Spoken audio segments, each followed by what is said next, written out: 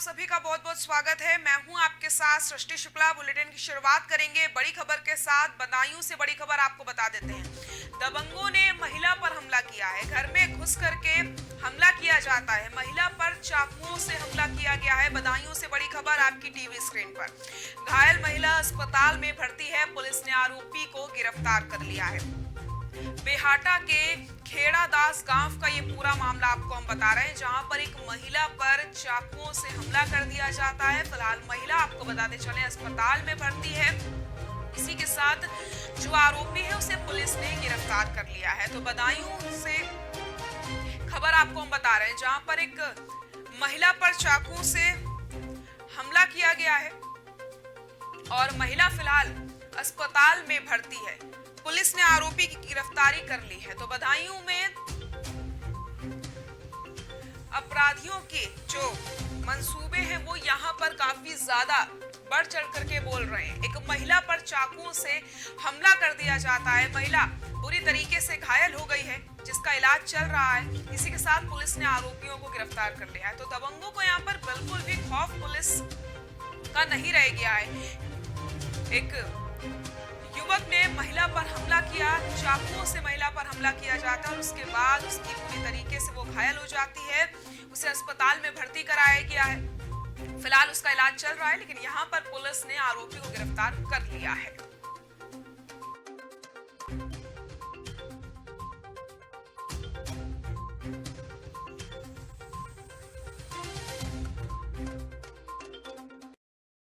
ईद के करेली गांव में राजवाहा नहर के कट जाने की वजह से किसानों की सैकड़ों बीघा गेहूं की फसल खराब हो चुकी है। आपको बता दें, प्रशासन ने करेली राजवाहा नहर का बिना निरीक्षण किए ही पानी छोड़ दिया, जिसकी वजह से किसानों की फसल बर्बाद हो गई। फसल खराब होने से नाराज किसानों का कहना है कि उनकी फसलों के बर्बाद होने के बाद भी स्थानीय अधिकारी कोई कार्रवाई नहीं कर रहे हैं। किसानों ने स्थानीय प्रशासन से नहर की वजह से खराब हुई फसल का मुआवजा देने की मांग करी है। तो पीलीभीत में किसानों के ऊपर संकट मंडरा रहा है। नहर की वजह से उनकी जो फसल है वो पूरी तरीके से चौपट हो चुकी है। किसानों की दिन रात की जो मेहनत है वो एक ही पल में पूरी तरीके से बर्बाद हो चुकी है। ये तस्वीरें आप देखिए, किस तरीके से सैकड़ों एकड़ फसल यहाँ पर जो गेहूं की है वो चौपट हो गई और सिर्फ प्रशासन की लापरवाही की वजह से। बिना किसी निरीक्षण के कैसे नहर को में पानी छोड़ दिया जाता है, ये सवाल यहाँ पर खड़ा होता है।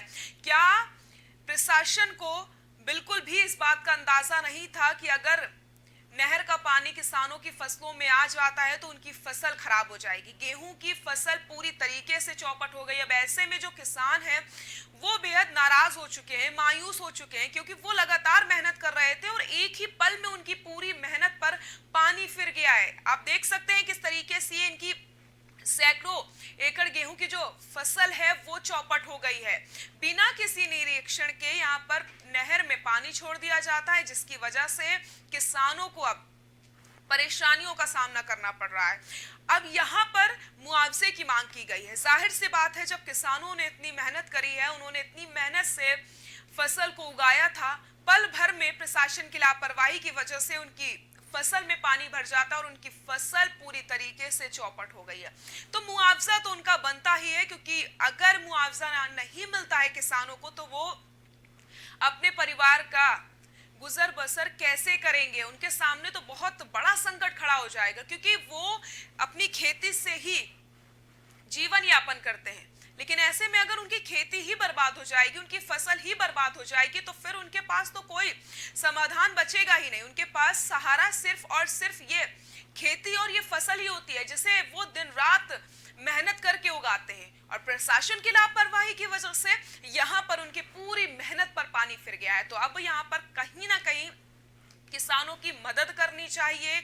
उनके फसल जो बर्बाद हुई है उसका मुआवजा प्रशासन को यहाँ पर देना चाहिए, क्योंकि उनकी ही वजह से उनकी फसल खराब हुई है और किसान यहाँ पर बेहद परेशान हो चुके हैं। और परेशानी के बाद उन्होंने नाराजगी व्यक्त करते हुए प्रशासन से मांग करी है कि उनको मुआवजा मिलना चाहिए, क्योंकि उनकी जो फसल है वो यहाँ पर बर्बाद हो गई है।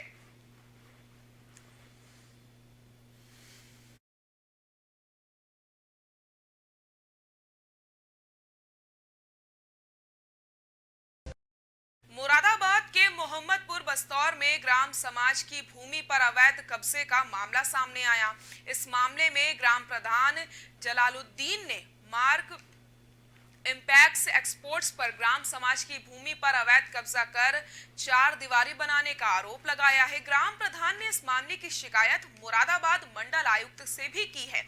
मामले की जानकारी देते हुए जिले के एसडीएम राज बहादुर ने बताया कि ग्राम समाज की भूमि पर कब्जे के मामले की जांच की जा रही है। इस मामले में तहसीलदार को जांच करने के आदेश दे दिए गए हैं और जांच की रिपोर्ट आने पर उचित कार्रवाई की जाएगी। तो अवैध कब्जा किया गया है जमीन पर, ग्राम समाज की जो भूमि है उस पर अवैध कब्जे का ये मामला सामने आया है मुरादाबाद से। फिलहाल इसकी जांच पड़ताल के आदेश दे दिए गए हैं। ग्राम प्रधान ने जांच की मांग करी थी, जिसके बाद अब जांच हो रही है और एसडीएम ने आदेश दिए हैं। जांच के बाद ही खुलासा हो पाएगा और उसके बाद ही पता चल पाएगा कि आखिरकार ये अवैध कब्जा किया गया है या नहीं। ग्राम समाज की जो जमीन है उस पर अवैध कब्जे की ये जो बात सामने आई है, एसडीएम ने इसके निर्देश दिए हैं कि जल्द से जल्द जांच की जाए और उसकी रिपोर्ट सौंपी जाए। उसके बाद ही कार्रवाई यहां पर अमल में लाई जाएगी।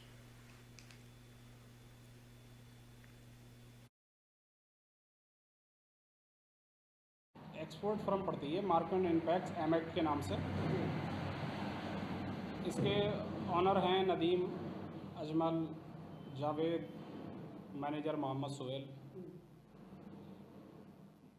ये हमारे मोहम्मदपुर बस्तौर की ग्राम सभा में ये जो है फैक्ट्री बनी हुई है और इसमें 81/128 चकमार्ग है, 166, 165, 176, 84/1128 जो चकमार्ग हैं, नाली हैं, वो इन्होंने फैक्ट्री के अंदर कब्जा करके बंद कर लिए हैं। एक्सपोर्ट फर्म पड़ती है मार्केट। पूरे उत्तर भारत में शीतलहर का कहर जारी है। यूपी के बुलंदशहर में ठंड से जनजीवन अस्त व्यस्त हो चुका है। ठंड की वजह से बुलंदशहर में न्यूनतम तापमान की अगर बात की जाए तो 4 डिग्री तक पहुंच गया है। शीतलहर की वजह से खेतों में पड़ी ओस की बूंदें भी बर्फ के रूप में जमती नजर आई हैं। लगातार बढ़ती ठंड और पाला पड़ने से अब किसानों की जो चिंता है वो बढ़ गई है। जी हाँ, देखिए जिस तरीके से तो ठंड है वो बढ़ रही है, शीतलहर का कहर यहाँ पर देखने को मिल रहा है। कोहरे ने लोगों को परेशान कर दिया। तो ऐसे में जिस तरीके से आम जनजीवन पूरी तरीके से अस्त व्यस्त होता है, तो अब इसका जो असर है, यानी कि जो ये कोहरे का और जो ओस का असर है वो अब खेतों पर भी पड़ने लगा है, जिसने किसानों की जो चिंता है उसे बढ़ा दिया है। पाले की वजह से किसानों की जो फसलें हैं वो बर्बाद होने लगी हैं। मौसम विभाग के अनुसार आने वाले समय में सर्दी अपना कहर और ज्यादा बरपा सकती है। हालांकि बुलंदशहर में मौसम साफ होने के बाद लोगों ने राहत की सांस ली। तो देखिए, एक तरफ अगर हम बात करते हैं ठंड की, तो जहां पर मकर संक्रांति के बाद ठंड कम होने लगती है, लेकिन इस बार ऐसा कुछ नहीं है। इस बार मकर संक्रांति के बाद से ही ठंड और ज्यादा लोगों को अपनी चपेट में ले रही है और शीतलहर का जो कहर है वो लगातार देखने को मिला है। लेकिन अगर हम बात करते हैं बुलंदशहर की, तो बुलंदशहर में मौसम साफ होने से लोगों ने राहत की सांस ली, लेकिन यहाँ पर किसानों की चिंता जरूर बढ़ती हुई नजर आ रही है, क्योंकि फसलों पर इसका बहुत ज्यादा असर पड़ता हुआ नजर आ रहा है। तो शीतलहर का कहर लगातार जारी है। किसानों की चिंता ऐसे में बढ़ गई है। फसलों को बेहद नुकसान यहाँ पर झेलना पड़ रहा है और किसानों का कहना है कि अगर इसी तरीके से ठंड रही तो उनकी फसलें पूरी तरीके से चौपट हो जाएंगी। फिलहाल अगर मौसम विभाग की अगर हम बात करते हैं तो उनकी तरफ से यही जानकारी दी गई है कि अभी और ठंड लोगों को परेशान कर सकती है और पारा जो है वो और ज्यादा गिर सकता है।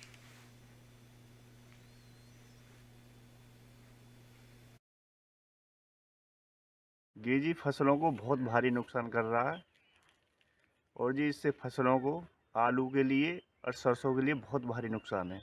इनको एकदम भूज के रख देगा ये। अच्छा, आप अपने खेतों पे आए हैं? घूमने आए जी खेतों में। तो क्या देखा आपने? देखा कि बहुत भारी बर्फ़ पड़ रही है। इससे देखा खेतों में घूम के बहुत भारी नुकसान है। बिल्कुल आलू तनों से लोग गूल जननी स्टार्ट हो रही है। जी फसलों को बहुत भारी नुकसान। चंडीगढ़ के वरला थाना क्षेत्र के गांव नानऊ मेहरा निवासी राजू खेती की रखवाली करने के लिए अक्सर खेतों पर रहते थे। सर्दी अधिक होने के दौरान उन्होंने ठंड से राहत पाने के लिए अलाव जलाया और अलाव किनारे नींद आने के चलते वो सो गए। सोते समय अलाव की आग की चपेट में आने से कपड़ों में आग लग जाती है, जिससे मौके पर ही किसान की मौत हो गई। आसपास के खेतों पर काम कर रहे किसानों ने घटना की जानकारी सुबह मृतक के परिजनों को दी। मौत की सूचना पर आनन फानन में परिजन पहुंचे और वहां पहुंचकर इसकी सूचना पुलिस को दी जाती है। सूचना पर पहुंची पुलिस ने शव को कब्जे में लेकर के पोस्टमार्टम के लिए भिजवा दिया है। घटना के बाद से परिजनों का रो रो करके बुरा हाल है। तो अलीगढ़ से खबर सामने आई, जहां पर आग में झुलसने से किसान की दर्दनाक मौत हो गई है। खेतों की रखवाली कर रहा था किसान। देखिए, लगातार ठंड का सितम जारी है, ऐसे में लोग अलाव का सहारा लेते हैं ताकि वो ठंड को दूर कर सके। अब अगर हम बात करते हैं किसानों की जो लगातार अपने खेती की रखवाली करने के लिए रात में भी खेतों में ही रुकते हैं, तो ऐसे में वो अलाव का सहारा लेते हैं। लेकिन यहाँ पर आप सभी को सावधान होने की जरूरत है, क्योंकि जिस तरीके से अलीगढ़ की खबर सामने आई है उसने लोगों को डरा दिया है। अलाव जला करके एक किसान सो जाता है और उसे पता नहीं चलता, उसके कपड़ों में आग लग जाती है और उसके बाद वो उस आग में झुलस जाता है और उसकी मौत हो जाती है। तो खेतों की रखवाली कर रहा था ये किसान, जिसने ठंड को दूर करने के लिए अलाव का सहारा लिया, लेकिन वो अलाव की चपेट में आ जाता है। परिजनों का रो रो करके बुरा हाल है। ऐसे में अगर आप सभी भी ठंड को भगाने के लिए अलाव का सहारा लेते हैं तो थोड़ा सावधान हो करके अलाव का आग के सामने बैठें और इस बात पर विशेष तौर पर आप ध्यान दें कि कहीं आपको उससे कोई नुकसान ना हो पाए, क्योंकि हम लगातार इस तरीके की खबरें पढ़ रहे हैं, आपको बता रहे हैं, जानकारी दे रहे हैं कि जब लोग ठंड में अलाव जलाते हैं तो वो परेशानी का सामना उन्हें करना पड़ता है, क्योंकि वो सावधान नहीं रहते हैं। ऐसे में आप सभी को सतर्क होने की जरूरत है। मृतक के परिजनों का रो रो करके बुरा हाल है। खेती की रखवाली करने के लिए रात में खेत में ही रुकता था ये किसान, जिसने ठंड को दूर करने के लिए अलाव का सहारा लिया और उसे कब नींद आ गई उसे पता नहीं चला और उसके बाद वो आग में ही झुलस जाता है। फिलहाल शव को पोस्टमार्टम के लिए भेज दिया गया है और पुलिस को इसकी सूचना दी गई है।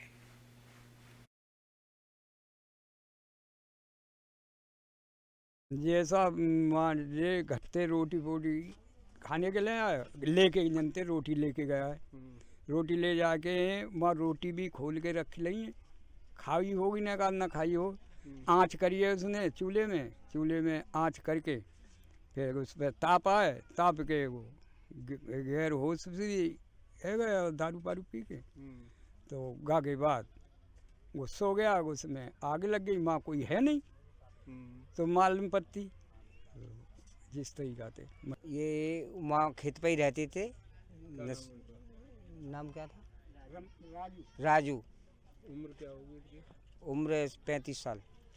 क्या खेत पे ही रहते थे, नशेड़ी आदमी थे, शराब पी के नहीं वहाँ सो रहे थे। वहाँ पे आँच जलाई थी और वो कपड़ों में नीचे से आँच लगी है प्यार में। फिर खाट में आई है, खाट में आके नहीं अब लिहाफ में जो था वो मढ़िया वो उसमें सोते में आग लगी। फर्रुखाबाद में पड़ोसी देश नेपाल से आई महिला पर्यटक की बाबा वीरेंद्र देव आश्रम में संदिग्ध हालात में मौत हो गई है। सेवादार देर शाम लोहिया अस्पताल लेकर पहुंचा। डॉक्टर ने शव को मोर्चरी में रखवा दिया है और डॉक्टर ने इसकी जानकारी जिलाधिकारी को दे दी है। नेपाल के जिला सिंधु पालचोक के गांव पांच पोखरी थाड़पाल निवासी सोमा सापकोटा 5 दिन पूर्व कंपल स्थित बाबा वीरेंद्र देव के आश्रम में आई थी। आश्रम के सेवादार विनय यादव ने बताया कि महिला की रविवार शाम हालत बिगड़ जाती है। विनय यादव महिला को कायमगंज स्थित एक निजी अस्पताल लेकर पहुंचता है। यहां जवाब दिए जाने पर महिला को लोहिया अस्पताल ले जाया गया, जहां पर डॉक्टर ने महिला को मृत घोषित कर दिया। 5 लाख के इनामी बाबा वीरेंद्र देव दीक्षित के आश्रम पर ये विदेशी महिला आई थी। थाना कंपिल क्षेत्र स्थित है ये बाबा वीरेंद्र देव का आश्रम और वीरेंद्र देव पर सीबीआई ने 5 लाख का इनाम भी घोषित किया है, जो लंबे समय से फरार चल रहा है। तो विदेशी महिला की मौत हो गई है। बाबा वीरेंद्र देव के आश्रम में सेवादार ने पुलिस को जानकारी दी है। सेवादार पहले अस्पताल लेकर के पहुंचता है विदेशी महिला को और जब वहां से जवाब दे दिया जाता है तो फिर कहीं और रेफर किया जाता है, लेकिन जब तक वो वहां पर लेकर जाते हैं महिला को, तब तक उसकी मौत हो जाती है। 5 दिन पहले ही बाबा के आश्रम में ये महिला आई थी। नेपाल की रहने वाली बताई जा रही है। फिलहाल जांच पड़ताल की जा रही है। आश्रम का सेवादार महिला को अस्पताल लेकर पहुंचा था और जिस बाबा के आश्रम में महिला की मौत हुई है उस बाबा के ऊपर 5 लाख का इनाम घोषित है। और इससे पहले भी इस आश्रम से कई सारी लड़कियों के गायब होने की खबरें सामने आई थी, जिसके बाद से पुलिस ने कार्रवाई करी और ये बाबा जो है वो लगातार फरार चल रहा है। तो विदेशी महिला की मौत की खबर सामने आई है।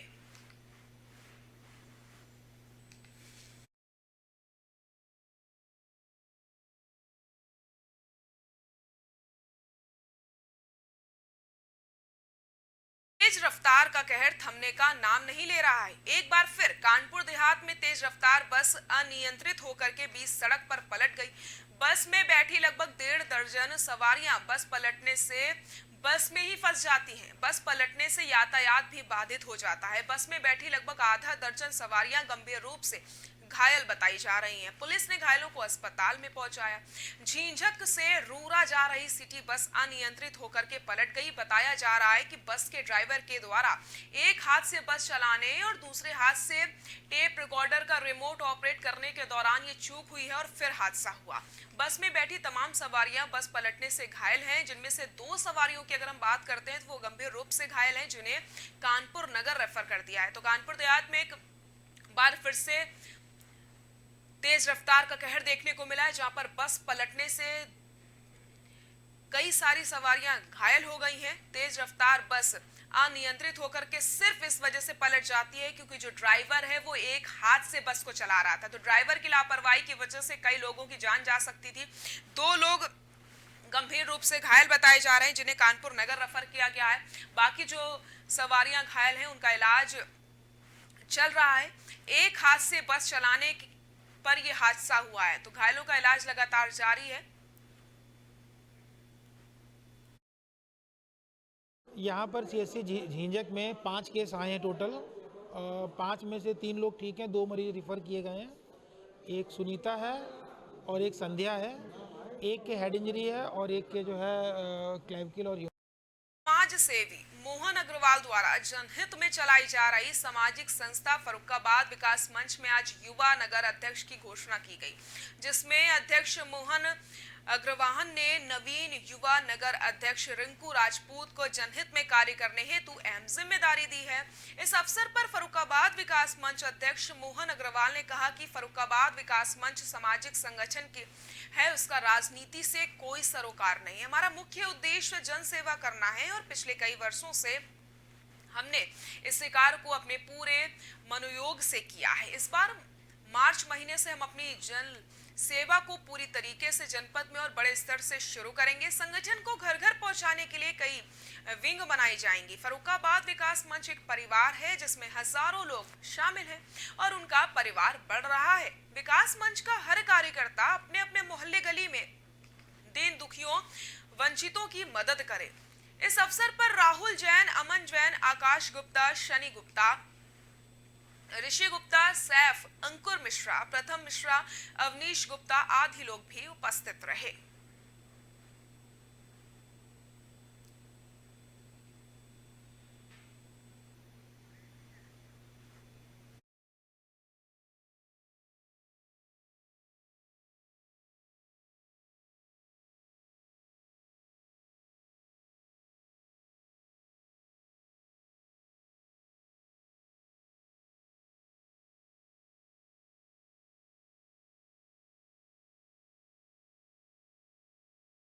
शामली से बड़ी खबर आपको बता देते हैं। अभिहित अधिकारी डीओ विनय चतुर्वेदी का निधन हो गया है। शामली से बड़ी खबर, किडनी खराब होने से उनका निधन हुआ है और ऐसे में सभी अधिकारियों ने शोक व्यक्त किया है। कलेक्ट्रेट परिसर में शोक की लहर दौड़ गई है। दोनों किडनी खराब होने की वजह से अधिकारी का निधन हो जाता है। कलेक्ट्रेट परिसर की अगर बात की जाए तो वहां पर शोक की लहर दौड़ गई है और सभी अधिकारियों ने यहाँ पर शोक व्यक्त किया है।